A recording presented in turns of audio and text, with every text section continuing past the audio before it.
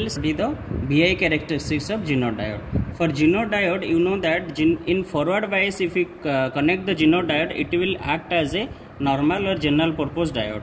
The Ginott diode is designed to work as a voltage regulator in a reverse bias. Means if we connect this Ginott diode in reverse bias, then as per the voltage rating written on this its top, if it is a 4.7 volt Ginott diode, means it will give you the 4.7 volt at output fixed for all voltage. Means if the voltage applied to this to the diode above 4.7, also 5, 6, 7, whatever you are given, it is give you the 4.7. If the less than that voltage, then the exact voltage what you are supplying to that one, it will show you in the multimeter. For the reverse characteristics of Ginott diode, this is my circuit diagram. The previous one is as it is. I am just connecting in place of the normal diode, the reverse diode, and the black here black mark is you can see this black mark is your cathode and the normal side is your anode, and this black mark or cathode I am connecting to positive supply of the source and the negative supply I am connected to the anode one. Now this is my circuit diagram, same circuit diagram as it is the VI characteristics of general purpose diode in reverse bias. Now I am connecting, and here we have to measure three things. First thing is supply voltage, second thing is diode voltage, and the fourth one is your current. Now we will start the reading, then I will tell what is happening now. You see the supply voltage I am fixing here now at 0.17. It is here showing 0.1. This is 0.171, means 0.1 volt supply voltage. Diode voltage is also 0.1 volt. The diode current is 0 milliampere. Now I am changing this supply voltage to, let it be 0.8. Supply voltage is also 0.8 volt and the diode voltage is also 0.8 volt, but the current is still 0 milliampere. Now I am changing this 0.8 to, let it be 1.5 volt. For both supply and the diode voltage, 1.5 volt, then 1.5 volt. Current is still 0 milliampere. If it is 3 volt also, 3.3 volt, I am supplying 3.2 volt. It is also 3.2 volt. The current is now start 0.04 milliampere, very less.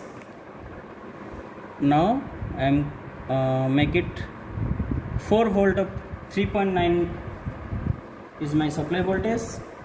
Diode voltage is also 3.9 volt, and current is now 0.22 milliampere.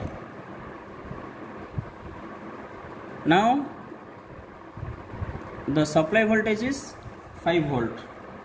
5 volt supply voltage, but the voltage is diode voltage is 4.32 volt. The current is 0.82 milliampere. Again I am changing this one to 6 volt. Supply voltage is 6 volt. The diode voltage is 4.53 volt, and this current is 1.94 milliampere. You can see the current is increasing after the 4.7 volt of diode rapidly. Now I am connecting supplying the voltage 9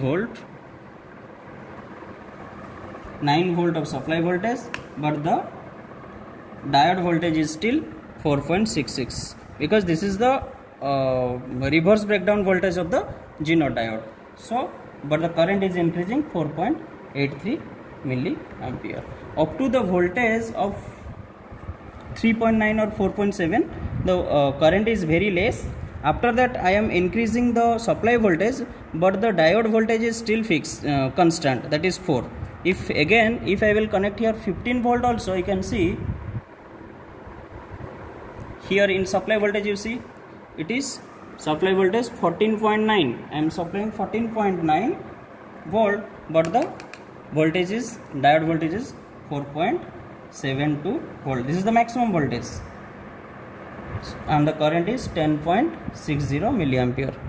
So due to these characteristics of the Ginott diode, it is used as a voltage regulator in a circuit. So this is your VI characteristics of Ginott diode. Now we will see the practical VI characteristics graph of Ginott diode. in this graph I am taking the for reverse bias Zener breakdown. I am taking the voltage in x dash axis, in voltage in 1, 2, 3, 4 volt, and in y dash axis I am taking the ID current in milliampere for Zener diode. Then in 0.1 volt and 0.8 and 1.5 volt the current is still 0.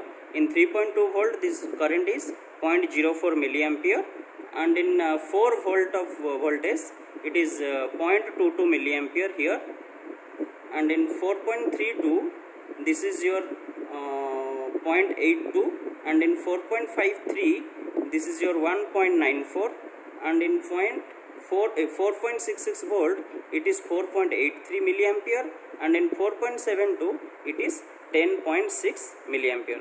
This is my reverse VI characteristics graph of Zener diode, and you can see here this point, that is your 4.6 is your Zener breakdown voltage.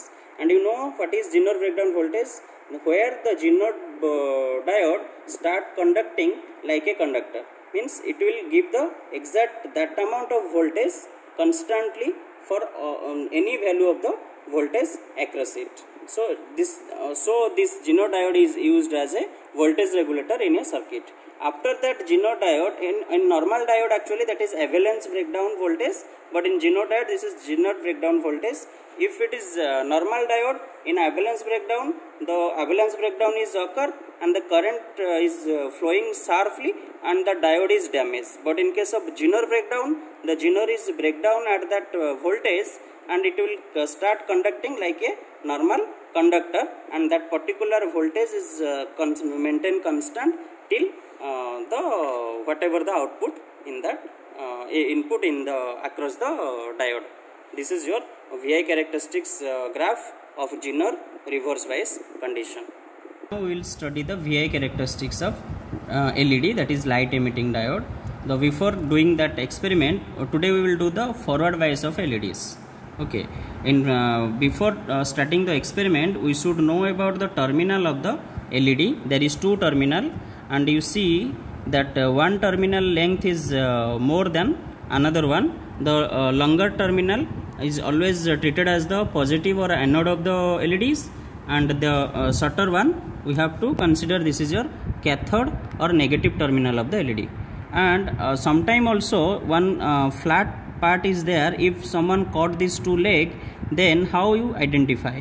You can see that the in this glass package one flat is here. This is some flat is there, that is your negative side. Or you can see in some LEDs the wider region of the, that is two metal you see inside two metal are there. The wider one is your always cathode. Okay, in this way you can identify the terminal of the LED, which one is anode and cathode. Now we will go to the our circuit forward bias of LED. In the previous circuit, as it is connected, my current meter or ammeter is connected with the series, and in circuit the positive terminal or the anode of the diode is connected to positive supply of the source, and the cathode is connected to negative supply of the source, and this is your voltmeter. I am connecting parallel to the diode to measure the voltage across the diode. Now we will go to change the supply voltage. Now my supply voltage is 0. Then I am changing this one now.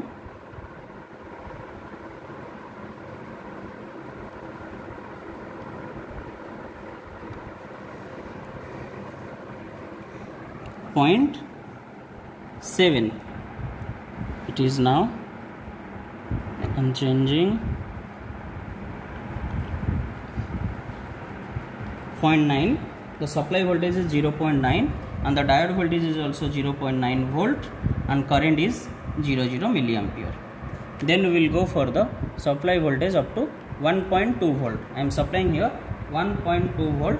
The diode voltage is also 1.15 volt and the current is still 0 milliampere. Again I am supplying 2 volt, but the diode voltage is 1.75 volt, and now the current is 0.5 milliampere, and we can see the diode is start glowing but it is not visible. I will increase the voltage now. Now I am supplying 4 volt, but the diode voltage is still 1.8 volt and the current is 2.45 milliampere, but it is not visible the glowness of the LED. Again I am changing the voltage to now 6.9 volt supply voltage. LED across voltage is 2 volt and the current is 4.8 milliampere. It is start glowing. It is visible now but not clearly. Now I am changing this voltage up to 10 volt. You can see I am changing the voltage now 11 volt. You can see easily now it is glowing. 13 volt, 15 volt. LED is glowing. You can identify now. You can see now my voltage is highest 26 volt. But here across the diode it is 2.9 volt. But current is 26 milliampere. You can see my maximum voltage now I am supplying is 27 volt. The across the diode it is 2.94 volt and the current is now 26 milliampere. Then I am reducing this voltage, because you know these LEDs are normally designed to handle maximum 30 milliampere current. So now my current is 26 milliampere. It is the safe range for the LEDs. Okay, for 27 voltage is our supply voltage, but this is 2.94 voltage is diode voltage. Means now we will see the VI characteristic, forward VI characteristics of LEDs. Now today we are using the green color LEDs, and this is my graph as per my reading. In my reading you see this is 0.9 volt. When I applying 0.9 volt and 1.15 volt, the milliampere current is also 0. You see in this graph, in x-axis I am taking VD or diode voltage 1, 2, 3, 4 up to 6, and in y-axis I am taking the current in milliampere range, that is ID current.